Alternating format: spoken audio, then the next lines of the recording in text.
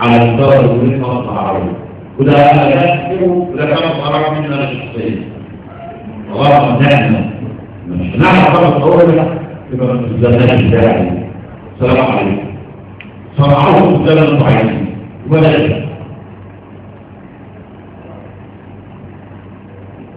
وجيت رئيس الاتحاد العام تزعل الوكيل الثاني واللي مسائل التليفون من مؤسسة الرجال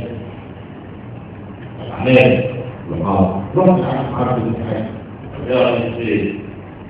كان الراجل بقى وجود ايه بس كل واحد اثنين ثلاثة أربعة بس كان المشاكل لما كنت أقول عليها دي 20 جنيه ولا 80 عارف تعبير أنا خلاص يعني جربت أنا عندي 66 سنة عمري ما عشت في 66 سنة أكثر من السنة اللي أنا عايشها فيها.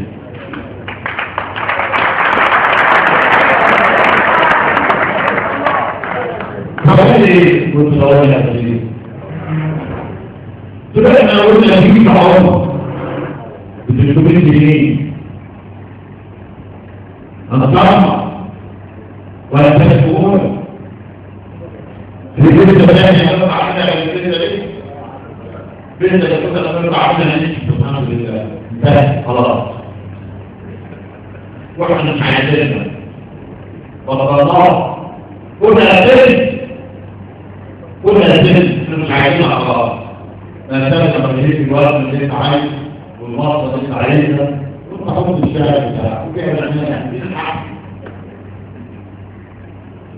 لا تتخيل العالم العالمي أنا معلم الغرض الحرب أنا لعبت ثلاثة المعاصرين ولعبتنا وأكان حتى لو في يوم مرات يعني شنوها كده وبعتنا في شهور إن شاء الله ربع علينا ربع علينا العقل قبول ورضا والاتفاق